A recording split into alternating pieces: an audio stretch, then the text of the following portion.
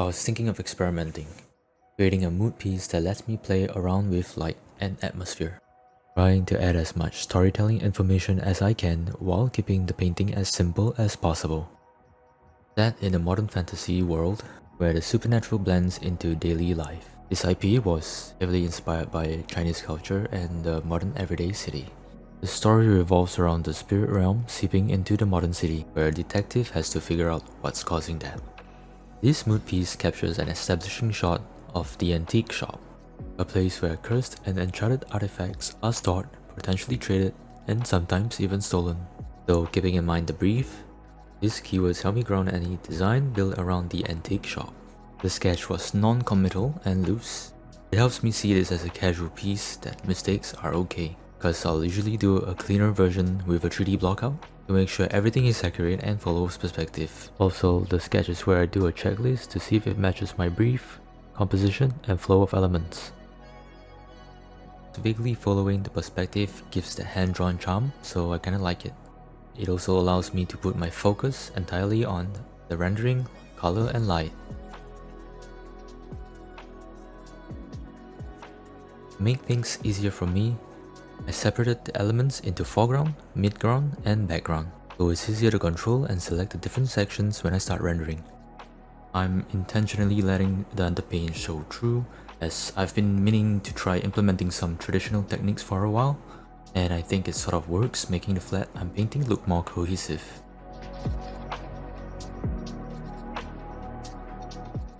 On a separate layer, blocking the minor detail. Then I realized at this point that the selection won't be clean, so you can tell by the lasso. And again, it does give it a painterly look.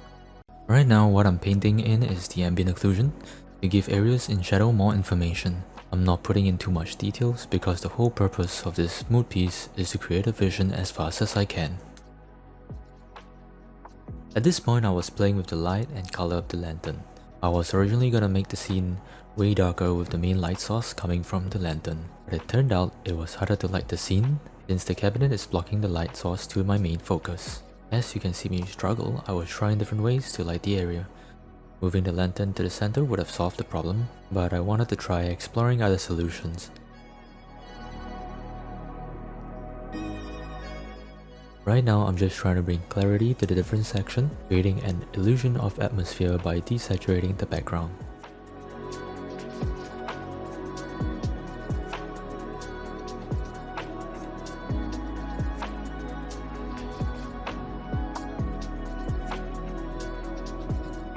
I tried using the light to shift focus, dimming the warm orange light from the lanterns. Then making the light from the window bright enough to bounce off, lighting most of the scene and especially where the characters are. Right now, it's starting to look better, but I want to have more intention towards the light. So I deem the area that's less important, which also gives the antique shop a mysterious and sort of supernatural vibe.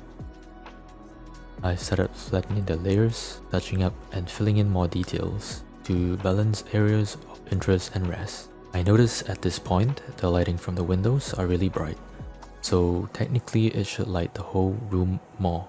The rest of the painting is me going around different sections to make sure the read is as clear as I can make it, darkening and lighting areas to make sure my focal has contrast.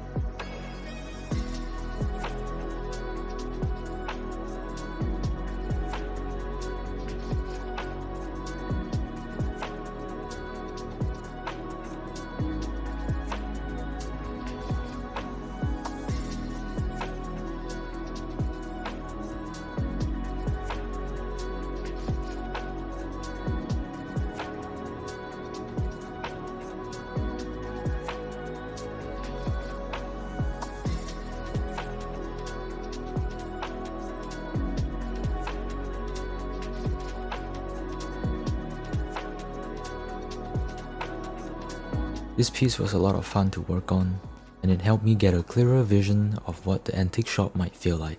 Making this video and reflecting on my process gave me a lot of clarity on what I can improve on and design moving forward.